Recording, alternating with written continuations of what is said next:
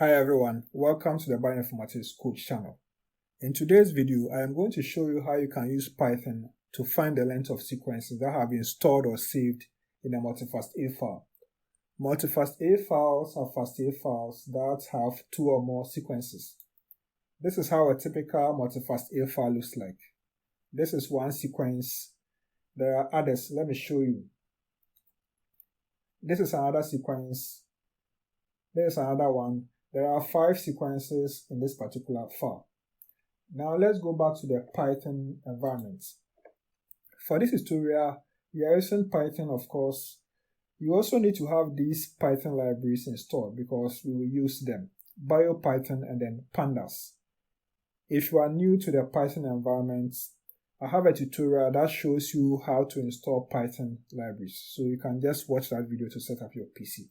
The link to that video is in the description box. After setting up your Python environment, you also need to have the example data that we'll use for this exercise.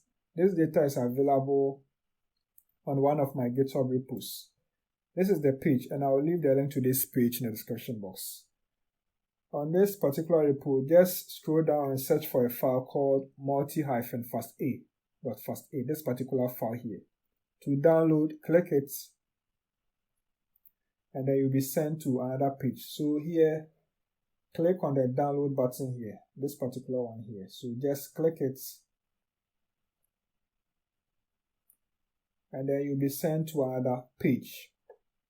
So this is the page. So here, just right click it, and then click on Save Pages, and then save the file. So I'll save it on my PC. So you should also do same. Perfect. So it's done.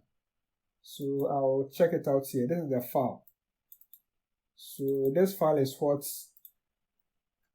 I had opened earlier. So that's it. Okay. So once you have the data on your PC, it's now time to start the exercise. So let's go to the Python environment and continue.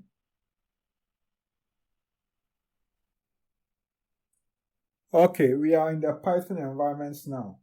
The first thing we have to do is to import our libraries. So I'll start with BioPython. So I'll say from bio import SeqIO. From the BioPython package, I'm going to use only this particular module here, SeqIO, and that is why I'm importing just that one.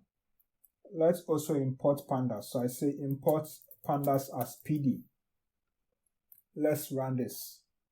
Okay, so the libraries have been imported. Now let's define the file paths. The file that we downloaded, the multifasta file here, we need to define the paths before we read it. So I'll do that here. So this is my path. So file paths equals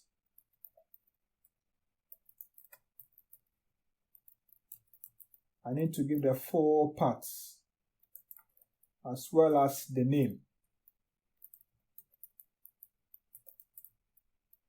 So this is it. So I'll run this to get that also done. Okay. So now it's time to read this multifasta file. So I'll say SeqIO.read, and then I'll give my equal sign, and I'll also indicate my square brackets. I am going to use a list comprehension strategy here, and that is why I need to get my square brackets, because the result will be a list, and that list contains all the sequences. So I'll say seek for seek in SeqIO.parse, and then I'll indicate my parentheses. In the parentheses, I will specify the file paths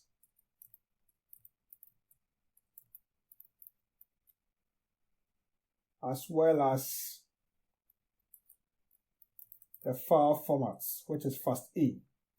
And so I have it done. So this is how we read the multifasta file using Python. So let's run this command. Perfect. So it has been done. So now if you check the length of this object, which is a list by the way, we should get 5. Perfect, because we are dealing with 5 sequences. So this is how it's done. Now, let's say we are interested in one of the sequences. Let's say the first sequence. We can just extract that, so we can say sequence of interest. And then we say seq obj0. We want just the first objects. Sequence object. So I'll run this. So now I can query and ask for the name of that particular object. So I will say seq of interest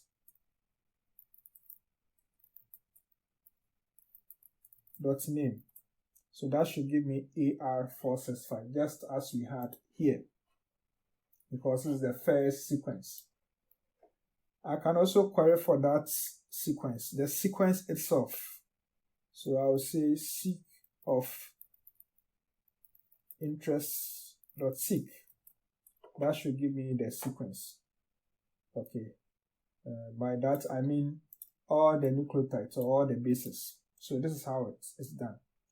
If you want to check the length of that sequence, or you want to get the number of bases or nucleotides, you can say seq of interest. Yeah, we can say, before we even specify the seq of interest here, we need to give the length, because this is a string object. Okay, it's a string. So to find the number of elements, and in this case the number of nucleotides, we say len, and we indicate that object. So it becomes seq of interest dot seq. This is it, and then we run it. So we are going to have the length here. So there's the length. Okay, so it's 2.9 MB thereabouts. Okay, so let's proceed. So this is how we get the length. If you take a look at this one here, we were doing everything straight away. But for best practices, for some queries, it's advisable to assign them to a variable, and then you always refer or make reference to that variable. So here, we can also do this. So we can assign this operation to a variable. So we can just say, let's just say sequence. And we can say seq of interest.seq. And then we can now say len sequence. So that should give us the number of nucleotides, or the length of that sequence. And so this is how it's done. What we did here will just return the output for us, but the result will not be saved in memory. And so if you want to save it and then make reference to it, that is where we use this approach. Okay, so that is how it's done. So this is how we get the length of a sequence, okay, or to get the number of nucleotides of a particular sequence. And of course, here you can also query and check, let's say you just want the first 10 bases. You can even say sequence 0 is to 10. And that will give us that one as well. But for this tutorial, our focus is to get the length of the sequences. So I'm going to skip this particular one and proceed. So now we are ready to get the length of all the sequences. What we did was to get the length for one sequence. But if you have several sequences, if you have multiple sequences, let's say you are dealing with hundreds of sequences or thousands of sequences, then it will be cumbersome trying to get each of these sequences, maybe using this index approach, and doing that for all the hundreds and thousands of sequences. And that is where it becomes important to use programming tools, because with programming tools, you're able to automate the processes using loops. Loops help us to process multiple sequences, okay, so that we don't need to type all the codes again. So we just need to give the loop and it indicates the code, and then the code will be applied to all the sequences of interest. So let's proceed.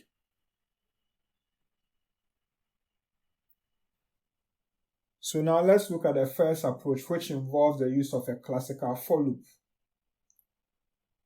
For this approach, we first define an empty list. So we say length equals, and we give our square brackets. This list will be used to store the information that we get. The information here refers to the length of the various sequences. So we run this. And then we use a for loop to iterate over the sequence objects that we have, the SeqIO.obj, this one here. And then for each of the sequence that we have, we find the length and we store. So we say for obj in SeqIO.obj, we indicate our column because this is a block statement. In the next line, we say sequence equals obj.seq. The next line, we say length equals len sequence. And finally, we append. So we say length.append length. So we are storing this information here. So let's run this command. So now, if you make the query of the list objects, we have our length there. So we have 5 sequences, and these are their respective lengths. Now let's look at the second approach, which is one-liner and it's very straightforward and simple. So let's look at that. In the second approach, we use a list comprehension. It's a one-liner command. So here we say length. Let's differentiate this from the previous one. So we say length 2 equals, and then we give our square brackets. And in the square brackets, we say len obj.seq for obj in SeqIO.obj. And then we run it. So now if you query length underscore 2, you have the length there. So notice how simple this is. Okay.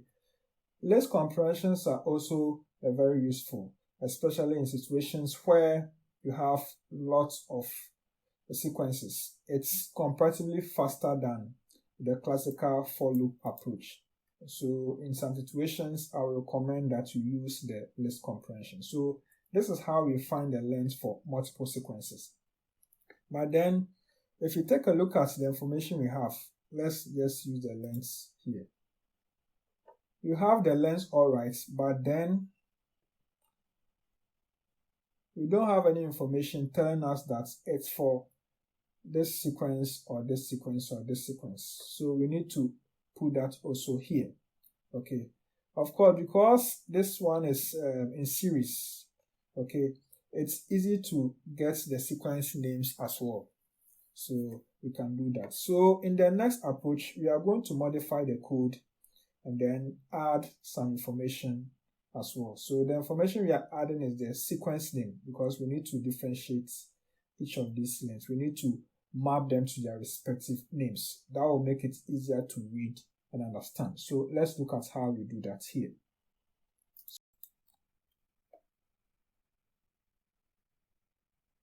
So what I'm going to do is to generate a table that has the names of the sequences and their corresponding lengths. We are going to use pandas. So we need to first get the names of the sequences. We are going to put the names in a different list. I'll use list comprehension. So I'll say names equals, and then I'll indicate my square brackets, and I'll say obj dot name for obj in SeqIO.obj.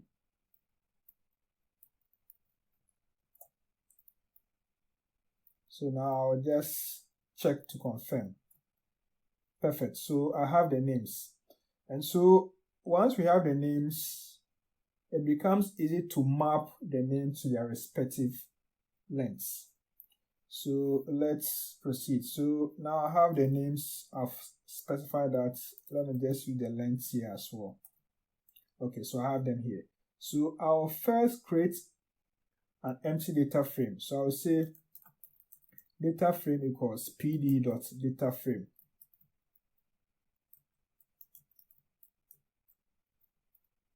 And then I'll say data frame sequence. So this is the identifier sequence equals names. And then data frame length equals lengths. So here we are adding two columns. This is one column. This is another column. So we first created an empty table and now we are adding the columns. So let's run this. So now it's done. So just type data frame and you have them nicely done for you. So now it becomes easy to understand. Okay, so this is what we have here. So I can even make a query. Since it's a data frame, I can just say data frame. Let me just do it this way. I can just say data frame dot look.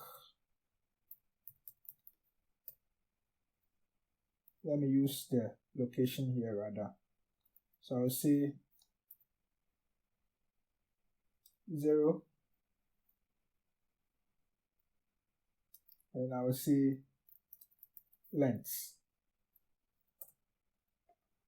Okay, so here I'm looking at the first row and then the length column. That is what I have here. Okay, I can even say data frame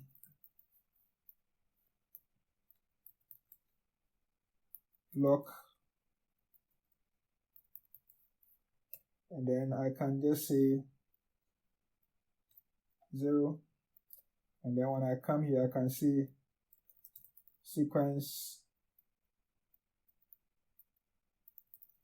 length just to get that.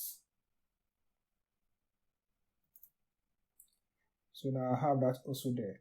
So because it's a pandas data frame, you can perform complex operations that we will do in later tutorials. But let me just show you one last thing here. Let's just say we want to find all sequences that have their lengths, let's say greater than this number here.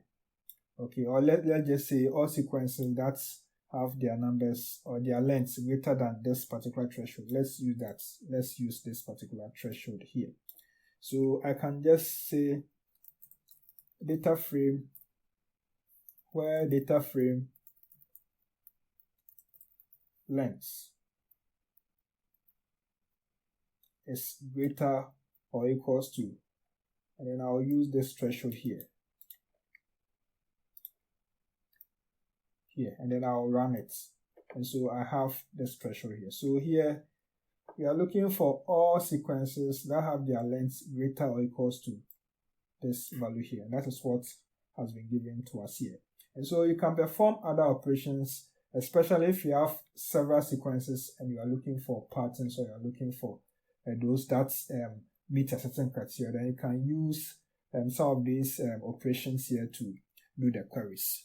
Okay, so let's proceed. So now we are going to save the outputs here. We are going to save this result here to an output file.